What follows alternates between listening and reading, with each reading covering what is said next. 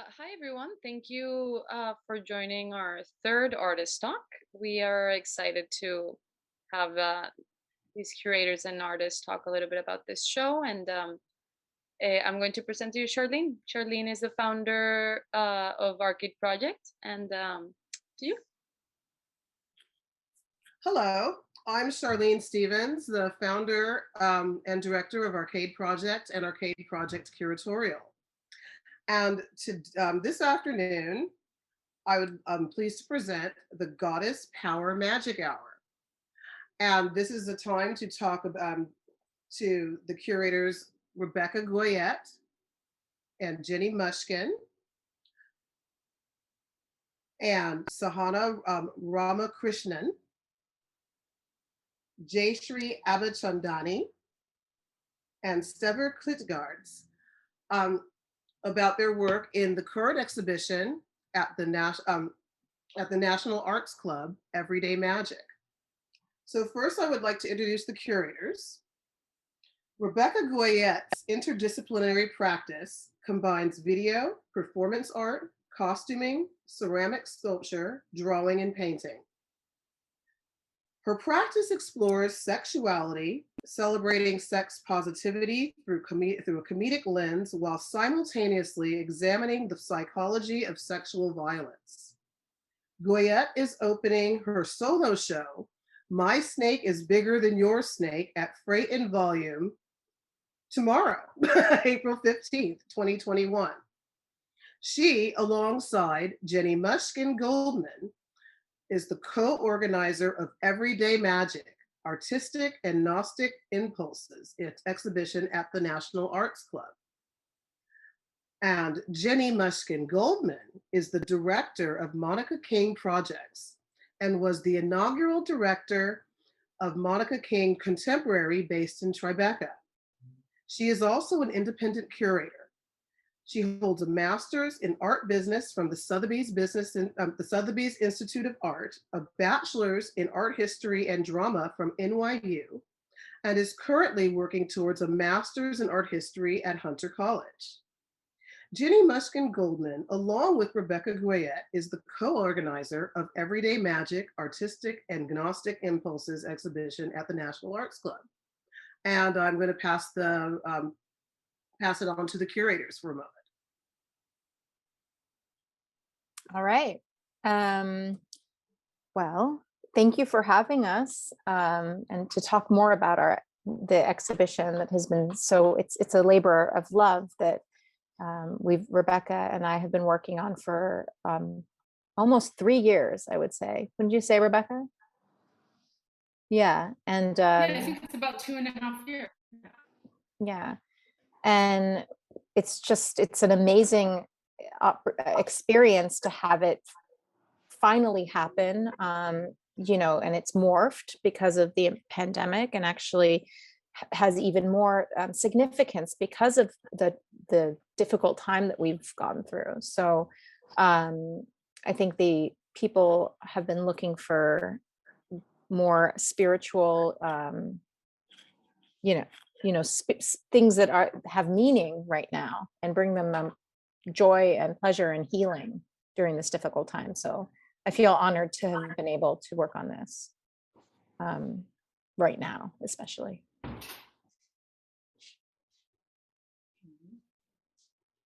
And Rebecca, Yeah, would you like to introduce the artists? Oh, sure. Yeah, so today we are talking to a few of the artists from the show who particularly relate to the idea of goddess energy in their work.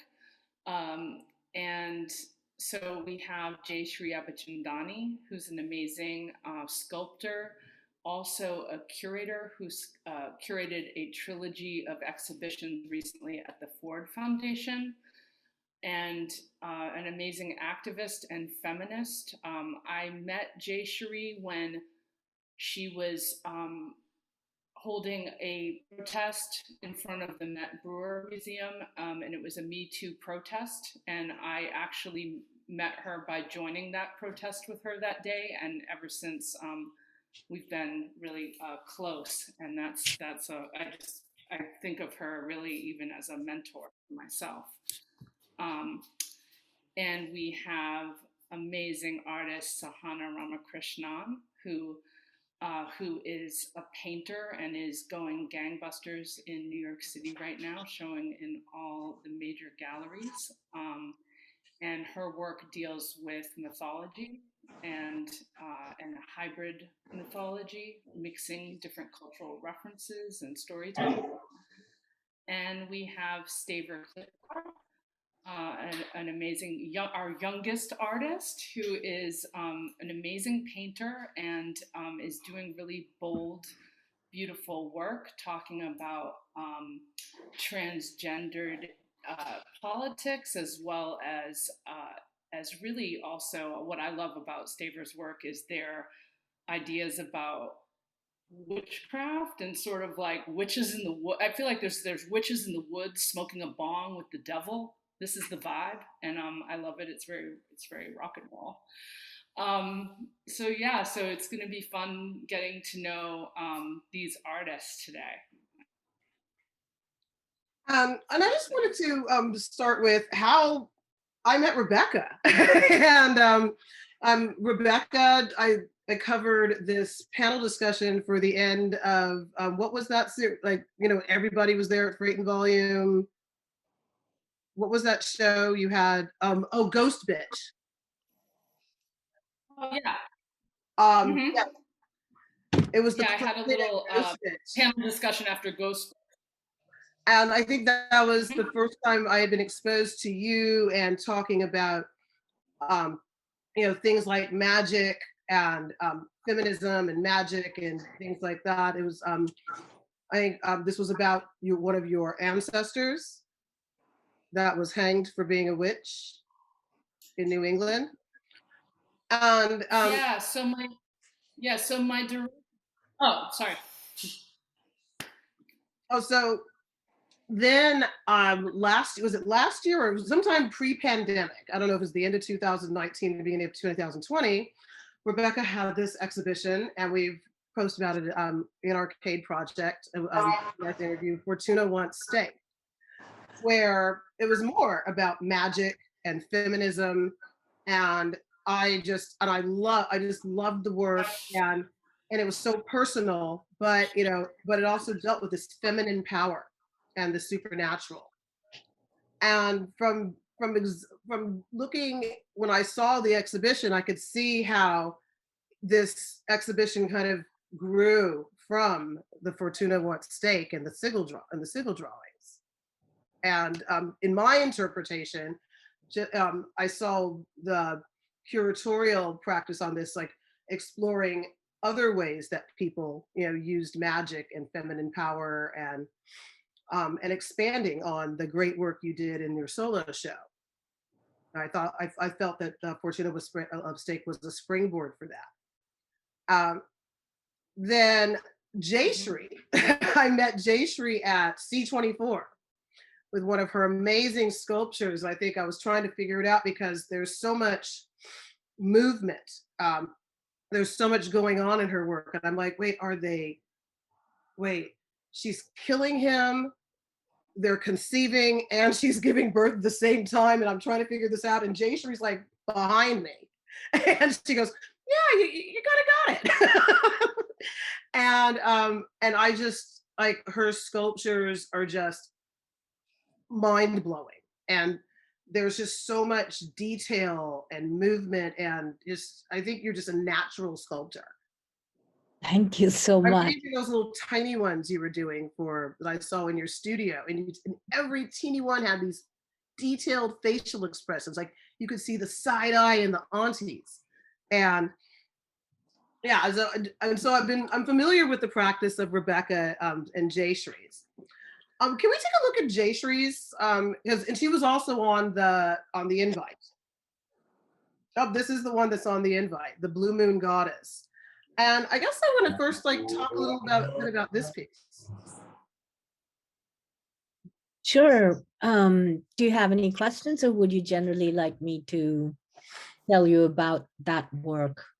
I think I might have a little question, but I think I'd just like you to tell me because I think there's way more to it than I could think of asking. Because, but I did notice on this one there was a gender component, and I guess so. Maybe we can go into that.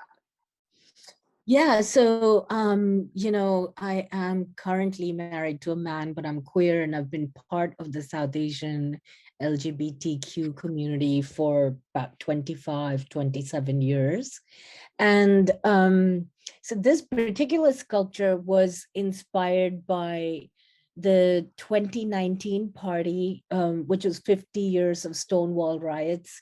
And my friends who have this outfit called Cholet Events, and they have a safe space for South Asian LGBTQ folks.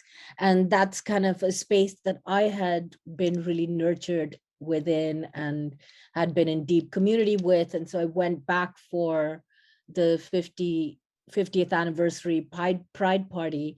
And not only did I get to like reconnect with all of my friends for the last 25 years, what I saw were like just this amazing new generation of folks, which was occupying a space of being gender non-binary, which was very different from the experiences of my peers. Whereas my peers, like some of them had made the decision to, just have full-on surgeries and transform from being whatever gender they were to their gender that they are. And then some of them were femmes, some of them were butch, some of them were drag queens. But what I was seeing in that party was just a whole new way of being queer that was very much of the moment and really beautiful. And there were men who had their beards, but then they were just like fully decked out as women, and they were playing with everything that they wanted to. And I loved that so much. And there were two in particular that I based the sculpture on, and I had like photoed and videoed them during the party. And so then I was like texting back and forth with them, and I became friends with them. And so as I made the sculpture, I was like sharing it with them.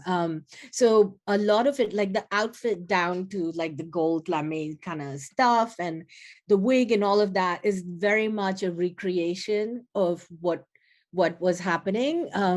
But then like putting the moon and the star and this kind of ascending stairwell is very much about the culture in Bollywood, and actually is the beginning of Ramadan, and this moon with the star is a Muslim symbol. And one of the things that what I love so much about this space is that it brings South Asians who are Hindu, Christian, Muslim, Buddhist, Dalit together around queerness. And so I wanted to bring in both that celebration of this exaggerated femininity that Bollywood has, along with like this kind of Muslim iconography, along with just the joy and love that exists in those spaces. Does that make sense? Yes, and I mean, and I also how it had the different religions, because of just this religious clash going in South Asia, and just seeing like harmony of gender, harmony of religion, just almost like something so hopeful that everything can coexist. And also I wanted to make a note if you have an opportunity to see Jaishri's work in person, because her sculptures, I mean, should really be appreciated in the round. I mean, it's just so much going on. You really need to walk around them. They're very highly detailed and must be appreciated from all angles. And then there was another piece which I called your Fridakahlo moment. Do we have the image of that?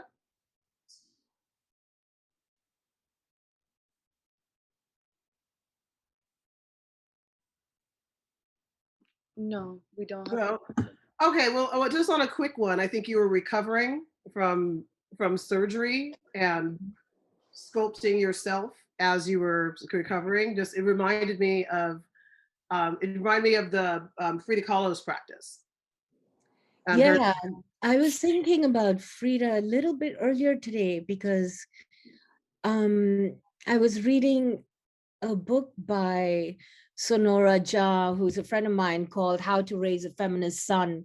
And she had polio when she was a young girl. And so she lives with that disability. And she was talking about her connection to Frida. And then I have this South Asian queer friend who's a dancer named Daniel Phoenix, who's a parent, and he was talking about his connection to Frida. And I feel my own connection to Frida with like my vitiligo eyebrow and like her unibrow and, you know, things like that. She is, you know, for me, she is a goddess. She really is. I think that she transcended all her fucking physical shit and like has really entered our our minds and the collective consciousness with what she put out with those works. And like I went to Mexico in 2007 for this biennial that I was showing in. I was in Mexico City for 4 hours in the airport, and I spent like all my money like taking a cab to the Blue House and just seeing it and like being in her fucking presence, you know, like seeing her death mask on her pillow. And it was a religious experience for me. You know, I mean, I was just as moved and wept the way that I would in nature or I would in, you know, a church or a temple or whatever, you know. So she, I think, embodies for me how you don't, this feminist kind of power where her work is so small and it's more powerful than the most gargantuan sculptures that men make, you know, and that scale has nothing to fucking do with it, you know. And so like the piece you're talking about is a small piece. I mean, I imagine making it on a larger scale, but in December I had these cancer surgeries, and as a South Asian feminist,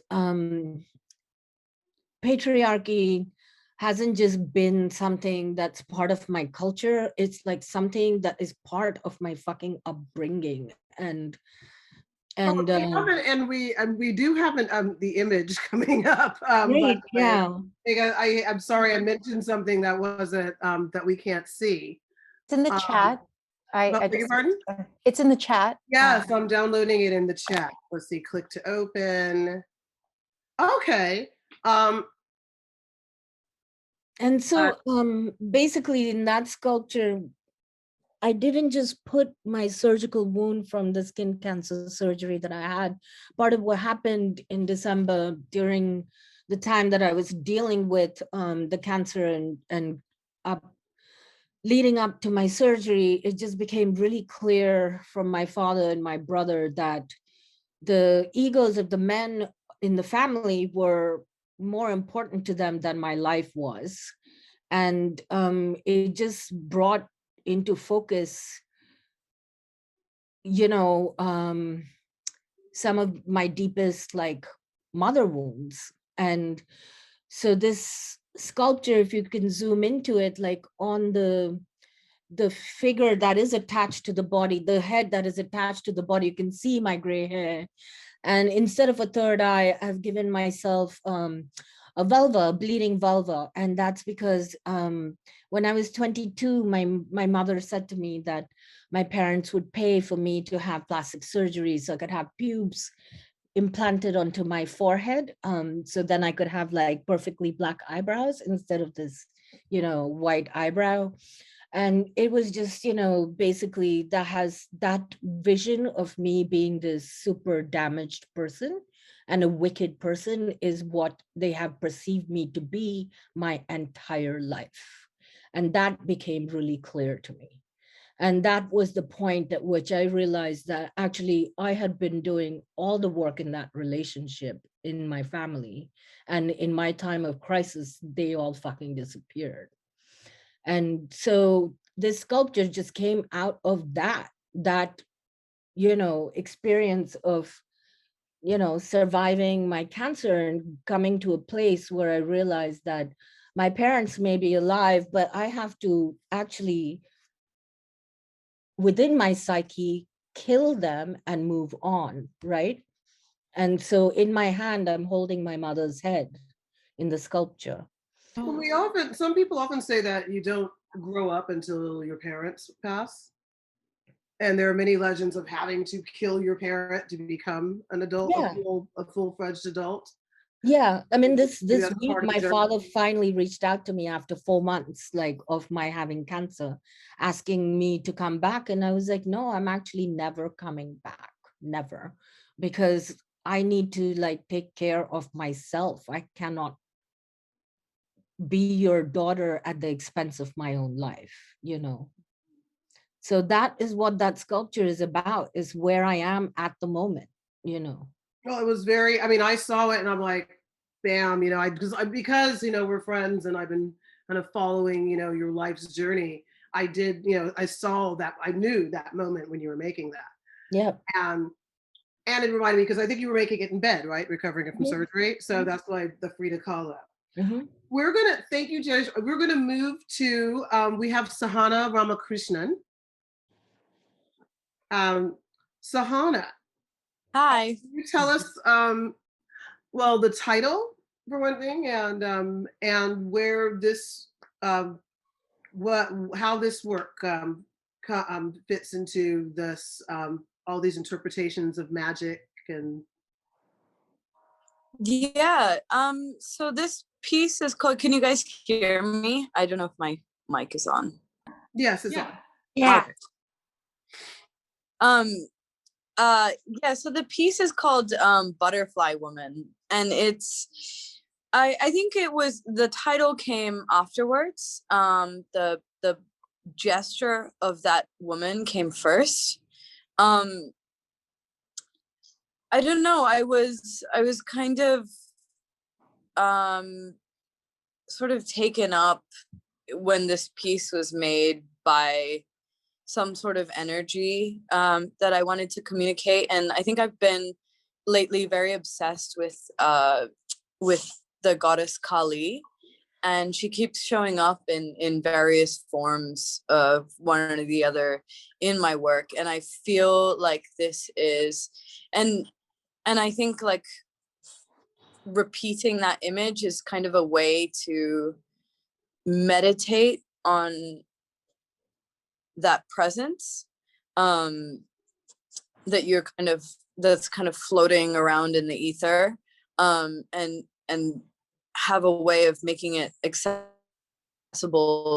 or creating like a portal for that presence. So I think I kind of approached it with that spirit, and I think the really aggressive masculine stance of this large female figure comes from a bit from my own expression of myself. I'm just a very masculine identifying woman, and my partner had actually bought me this book on like meditation and yoga, and it had all these poses in it. So that's where this pose comes from. It's like a squatting seating pose, and I felt that it was like communicating an energy that was so powerful. And then a while later I was reading from this book, Women Who Run with Wolves, who I'm sure a lot of people would be familiar with that book. But one of the stories in there was called A Butterfly Woman, and it basically is like, it's like this man describing this process of going to sea in the desert, I think in Nevada, and this is a Native American tale, and I'm not sure which tribe, but yeah, going to see this woman called the Butterfly Woman, and expecting like to see a very dainty, very delicate, beautiful woman kind of dance, and lady kind of comes out, and he describes her footsteps on the earth as thunderous, and the girth around her waist as like the equator of the earth, and like heavy breasts, just very earthy, heavy, strong, and like sagging woman. And I really liked that kind of figure was described as a butterfly woman. And I think that the way her arms are and the way that her legs are in this pose kind of enabled this very large, the painting is like 76 inches, so it's like 6 feet tall, so she's larger than a human being in her stance. And that pose enabled this woman to become a butterfly despite her weight and thickness as well. And so yeah, that's where the title comes from for that piece. And what is this birth that is occurring? So that figure of it's really, I don't know how clear it is in the picture, but you zoomed in on it, and I'm looking at this on my phone, but thank you. Yeah, so that figure in a vase is like a trope that I've adopted, and it came from a story that I read by Mancera, writer, and it's like part of this kind of long winding fairy folk tale that he wrote called Life in the Bush of Ghosts, in which a young African boy gets lost in the bush and has to navigate all the secrets and things he finds there. And in one, he finds himself in a room, and then the room closes on him. So he's completely trapped, and it turns into a pitcher, like a water pitcher. So his head is peeking out the top and his body is inside. And in this state, he's carried around by various spirits, subjected to all sorts of very gross and torturous events at the hands of spirits and animals. And I think there's something in that image of a human trapped in a pottery vase, and the power dynamic between humans and animals and spirits kind of flipped on its head. That really drew me in, and I just kept repeating the image way of understanding it. And so this comes from that. And when we think about pottery, vessels, and boundaries, it's made out of a spirit of protection, but within that protection comes a possibility for breaking and for transgressing boundaries, for penetrating, for destroying the protective boundaries. And it also, being separate from things enables decay.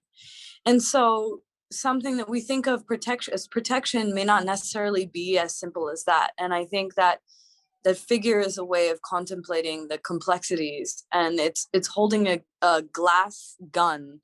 It's done in color pencil, so it's really something you kind of have to see when you're there, but it's holding a glass gun up to the very powerful female figure. And I think that the fragility of that aggression in the face of her stance was something that I wanted to kind of get at. Thank you. Yeah. And thank you, because I mean, I was seeing a womb, and it's totally something completely different. Well, it was an amazing piece to see in person. Yeah, I mean, the way I intended, like it functions as a womb and as a birth as well, because if you think about the water flowing, it's flowing, it's like water breaking. So, and I think that, if we think about Mother Nature and the greater feminine energies around us that are non-human, and how we kind of treat them as a society, it kind of works as a metaphor in that way too. Okay, thank you. And Rebecca, let's like go. There's Rebecca. Do you want to? Because this is where I feel was the point of origin for this entire show, where these works, these are. So can you please tell us a little more about them? Yeah, sure. Yeah, so you're right that when you met me, I began to be interested in magic because I studied my ancestry, and my direct ancestor was Rebecca Nurse, who was accused of witchcraft and hanged as a Salem witch. And through that experience, I made a film in 2016 in Salem, and I got to know the witchcraft community there. And it was fascinating because some of the people that I met are still close friends of mine today. And um, like one friend, Demetrius Lacroix, is a voodoo priest. He's initiated into Santeria, but he's also very well versed at Wiccan traditions. So I got to meet people who kind of traverse these different spiritual landscapes together that crossing cultural boundaries. So I found that to be very interesting. And a lot of times it's found to be quite taboo to do so. But in fact, in the spiritualist community, you see a lot of this interest that people have in each other through spirituality, right? Particularly, I'm talking about particularly like what we would call pagan traditions. So, so I then started to practice ritual myself. I got involved in making sigils. So I've created a huge number of drawings through this process of sigil magic, where you basically create a sentence of something you want to manifest and you boil it down into a symbol. But then in the past few years, and Jenny and I were developing this exhibition, it was actually through a conversation with Jenny, my co-curator, that I said, I'm looking to do something a bit different. A lot of my work is very personal right now, but I want to do something, something more in line with my spirituality. And she's like, why are you not doing a set of goddess drawings? And I had already worked with some goddesses like Fortuna and the Virgin Mary in my work. But then I started to just pretty much go through like international goddess histories and start to study it and start to think about how do these stories connect with each other, right? So I decided to share with you Medusa today because that was the first one I did.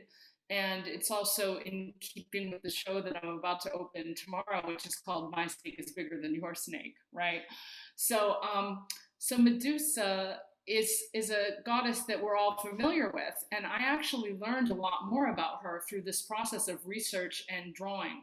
So, so basically what I didn't realize is that, Medusa was a mortal at first, and she was in the process of being raped by Perseus when goddess Athena came across them, okay? And so Athena immediately accused Medusa of having an affair with Perseus. She viewed it as Medusa being like this slut, right? And she was being slut shamed by Athena. So then Athena put a curse on her that she would have snakes popping out of her head. And when Athena threw that shade on Medusa, Medusa became a goddess. She elevated from mortal status to goddess status instantly. She did grow these snakes, and she did grow a gaze that she was able to turn men into stone, right? But what's fascinating about that to me is that when someone is being raped or assaulted, we often freeze. And we turn into stone, right? So the idea that she was able to throw that back at men as her superpower is amazing. And it's also the story of the betrayal of women against women is so present in that story too. And it's like, that's such a shame when women can't support each other in a moment like that, where it's like we clearly need to be believing in each other. So it's like, to me, this is the ultimate Me Too story. It's like, please best believe Medusa was being raped because she took that energy and she threw it back. And it was so powerful that even when her head was, and her gaze was still turning men into stone with a dead head. So, I mean, Medusa's amazingly powerful. And so by doing these drawings, it's giving me a chance to learn about different cultural traditions. I'm not claiming to be an expert at any of this. And there's been some foibles to this where there's some of them that I don't want to show. I don't feel like I understood the story fully yet. But it becomes for me a chance to reach out to other people's stories, to other women's stories. And through this process of making these drawings, I'm also a filmmaker and a very multimedia artist. And I'm actually thinking about my next film being much more of a documentary film and use this goddess energy from different cultures alongside with me interviewing different women who have had different traumas throughout their life, and to take those traumas and to invert them through the process of what I do in my artworks, especially my films, is I make costumes. So the idea of making a costume that could be a protection, and to really share these specific goddess histories alongside women's stories from today. So that's like kind of what this project is birthing for me, and how this related. And the reason why I really felt like including it in this exhibition is that it's the same desire I had when Jenny and I started to work on like selecting artists and thinking about like, okay, some artists actually have occult practices, very traditional Wiccan practices or traditional Santeria practices, let's say. But then there's other artists like, I would say Jaishri fits in this camp where it's like artists who are critiquing the religion that they grew up with in the work as well, and questioning it and taking that religious background and making it one's own. And to me, spiritualism is about making spirituality your own. It's making it unique to yourself, right? And that's what all of this seems to be about to me. And so in this exhibition, you've got artists who also are using ritual in their practices or using goddess imagery in their practices, maybe in a more personal way. It's maybe they're not studying this stuff or a part of a tradition, but there's absolutely the same intention.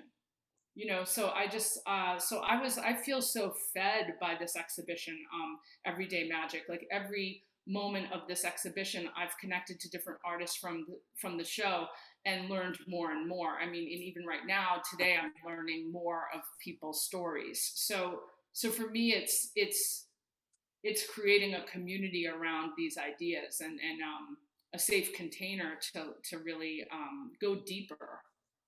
Rebecca, if I can build on that, like along the lines of mythology, because they're, as artists in the exhibition, like Jaishri and Sahana, you draw upon your personal background and create different artworks and possibly in critique, or investigating art. And then there are artists that are practitioners. And Staver, their work, your work right there, definitely has that element of delving into various mythologies and then filtering it through personal experience and the contemporary experience of being a person in, an urban society, urban legends, right? Yeah. No, All right. I love that. Oh my God, you want to speak for me? Like, yeah, I definitely think about mythology, and I think I was thinking about this earlier. I was like, oh God, like how does magic interact with my studio? Because it's not, I'm not a practitioner. I know a little bit about how to use tarot cards. I know astrology, but I think about how I think painting is magic, and I've been having this weird conversation with myself in the studio about what do I love? Do I care about people more, or do I care about painting more? Which is a weird, I've had people ask me that. I was like, I can't just I love people. I love helping people, but I also love to paint. maybe showing how magical my friends are is a way to get into like that mythology, because I've almost mythologized my friends. If that makes any sense. Well, absolutely. I mean, you have, I see that in your work, with a lot of your newer work as well. You're taking imagery of your friends and showing them with the power that they have inside. Yeah, I mean, this painting specifically was like the first painting where I really had my friends, like the idea, or that sounds so cheesy, I had my friends in my mind when I was working on this painting, because it happened right after a really, really nasty breakup, and like all of my friends would leave me like little offerings of candy bars at my studio. So I'd like shuffle to paint and it'd be waiting on my doorknob, and I was like, oh, they're like little offerings, or they're little tokens of love and stuff. Yeah. But you could see that in the painting. I mean, there's this reciprocality of like healing, because what people are drawn to it going, wow, this is intense. It's visceral. There's violence. And it's like, it seems that way, doesn't it? But look closer. What's happening here is actually healing. Licking wounds is like this instinctual thing you do when you get cut. Or if a child, someone you're very close to, let's hope you're not like, sticking out bleeding fingers of someone else you don't know, but not during maybe COVID. For safety's sake, no. But like I have a 7-year-old son, if he cuts his finger, like I wouldn't think twice of just putting it in my mouth. That's like, because I'm that animalistic need to heal. And you can just feel that. Medicinal properties. Mm-hmm. Mommy spit heals a lot. Yeah.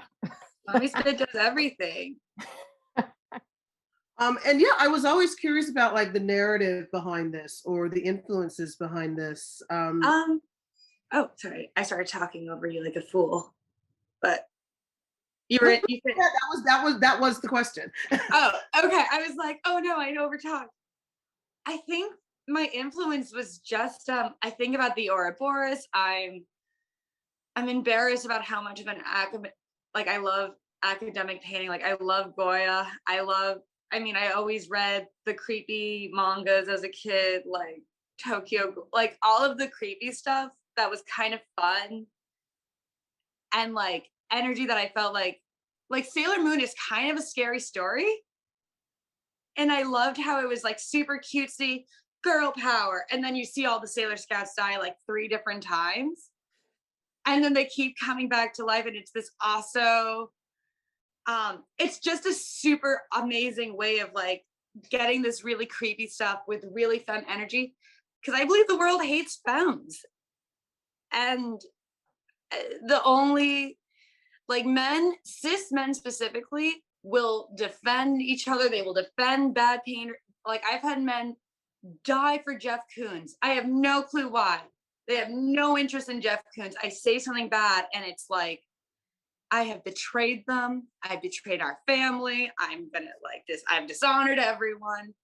And I think only women or femmes or non-cis men defend each other. And I think that was a thing I was thinking about, was that during the breakup, so many men were more interested in my partner and then than in how I was doing. And that was a weird relationship realization.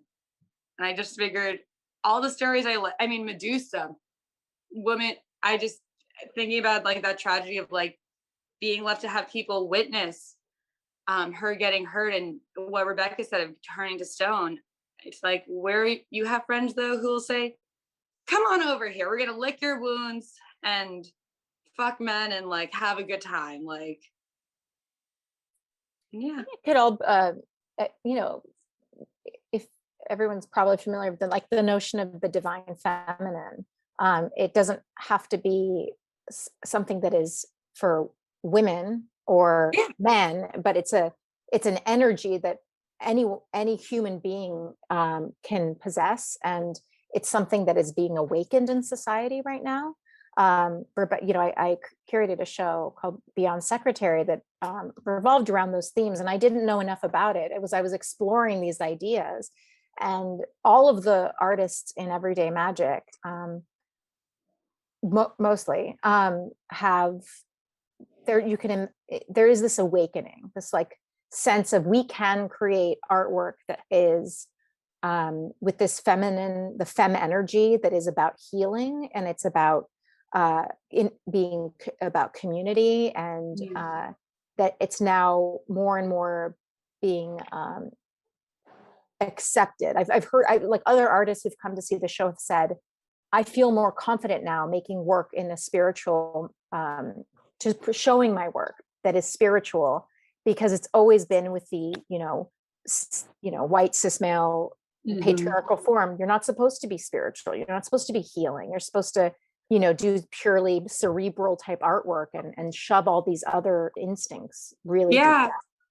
I mean, I think that was, listening to everyone talking about their work and then like thinking about my work, being like, oh my God, I really felt like more in control of the energy that I'm surrounded by femme energy. I don't really spend time with cis men because like, oof, why? But I don't know, like even seeing those works, and I took my friend who is also a non-binary person, and we're both AFAB, but we're both non-binary, and that was an interesting, because these pieces that we're talking about were the ones that really struck a chord in a way that like, we kind of were like, we get this in a way that I don't think people who are not probably close to femme energy might get, which I think is super, super lovely to like have this, seeing this energy like traced visually. And I just want to, we are on the we like have like about less than 10 minutes. And I just wanted to open up just in case anyone had a question for the curators or the artists. And we can still go on, while we're waiting for one. And one thing I wanted to go back to the Medusa for a second, because as an art historian and a critic, the gaze, the whole story was like subverting the gaze. Yeah. And when you were talking about Athena, it reminded me of, I was thinking of The Handmaid's Tale, about how women participate in the oppression of women in service of the patriarchy. Yes. And like even reading like things about like in colleges and universities and stuff, the slut shaming mostly happens from fellow other women. That's right. Like it's how we've been programmed. You have to deprogram yourself unless you were luckily raised in a very feminist environment, but most people, I would say, haven't been. No, it's right. And it's like it's taking a lot to unlearn, that it's in service to, serving ourselves rather than serving the system that never served us. Mm-hmm. Yeah. And then Staver. Yes. For some reason I see with I see this, it's almost like it was reminding me, I hate to say, of that cheesy film and book. I love a good cheesy film. Okay, remember Interview with a Vampire when they're voluntarily turning, because that makes me so happy. Or because it's almost providing nourishment through blood. Yeah, blood. Always. I remember drink from me and live forever. Yeah. Did you guys ever read? This is like a really bad like teenage boy book, but it's called Cirque de Freak, and like the way you could. Oh, it's so bad. It's so cheesy. It's horrible. But the way they turn into vampires is that they cut their fingertips and they touch their fingertips together. So I love that idea of like, how does one become a vampire? I also love that you said cheesy movies, because I think I had just seen Suspiria for the first time when I was painting this. And I was like, this is it. This is exactly how I feel about men, about art. Like, I need to make art like this. And I hope you do more. We have a question from Narali Thakur. I'm so glad you joined us, Narali. She was in our talk with Arcade Project Curatorial last week, and I'm looking in the chat, and Narali and Jaishri have met, and I'm like so happy. Yeah, I couldn't miss it. I loved your talk last week. I love the way you curate and you created this platform for women artists to share about things that truly matter to us. And I love that you have this forum. And I love the work of Jaishri. I'm loving this Staver's work. I love that butterfly woman. It was just, it's so good. It's all so good. And I was just thinking when you talked about slut shaming, I was reminded of my student of mine. I was teaching students who had dementia, and this one 8-year-old lady, and she wears like this red top, like, you know, revealing top, and she's sitting. And then I was like, would you like to paint with us? And she says, but I haven't had sex yet. So I was like, and so I was like, I hope she has dementia. And I was like, yeah, you just had sex. I just saw you coming out of that room. And I pointed to another hospital room, and she's like, and she's also thinking, and she's like, yeah, I think maybe I did. And then so I got her to come and paint with us. And over the months, and I'm very curious about this lady because she's always wearing red hot things, and you know, she's skinny, and she's like, and all her family loves her. Like, I thought like she might be ostracized by her family or something. She had like this deep Latin American accent. And when I knew her more and more, it was like the whole staff knew about her sex, so like greatness. Like her husband died in bed, so I don't want to go into details, but in a good way. Oh, so he says he was a happy man. So, and I could see, and people were enjoying this, and at the same time, some women were still like, you know, judging. I'm like, these people have dementia. Stop judging. You have dementia now. Like, you know, just call it quit at some point. And this lady would be in this one corner doing her thing, and I just felt like, what if, you know, like we were kind of, the other women were like judging her. And I was like, what if it really mattered how good you were at sex? What it really mattered. Do you know how to do it? Like, this lady knows, listen to her. And she had a good life. It seems like, you know, when dementia, you know, we lose our short-term memory, we go back to some of the best of the long-term. If I end up getting dementia, I want that. You know, I want to be able to tap into to memories like that. Same here. That sounds like the dream. What a hottie. She's such a hottie. I can just tell. I would love to meet her. Yeah, I can't tell her name because of HIPAA laws, but you can casually come with me and volunteer, and you'll find out. I am you'll know who she is. Like, so wonderful. It is now 4:59, and I promised I would wrap it up at the hour. Because if it goes longer than an hour, we cannot fit it on IGTV. We will be able to find this on the Arcade Project site, YouTube, and it will be on our Facebook page and on IGTV. I would like to thank everyone. I'd like to thank the curators, the artists. If you are in New York, what is the date of the closing of the exhibition? The 27th. If you are in New York City, but by the 27th, you must see this in person. It is this show. I was squealing like a kid in a candy store. There was so much there. And the gallery, the National Arts Club is beautiful. It's right in across the street from Gramercy Park. The neighborhood's beautiful. The gallery has been redone. It is an amazing space. And the curators are often on hand to lead you through and give you an education. And I'm just so happy everyone could join me. Thank you. Thank you. Thank you. Oh, if I could point out, the club it's one of the only clubs that allowed women from its very beginning. Okay, well, I hope you guys can see it. And I see you, Katara. We're gonna talk. All right, everybody, have a lovely evening, and make sure to catch Rebecca's show is opening tomorrow at Freight and Volume. Good luck, Rebecca. Congratulations. Rebecca, this seems to be your time right now. You are on fire. I'm having so much fun. Okay, I'm gonna have to shut this down. Goodbye, everybody. Bye. Bye, Rebecca.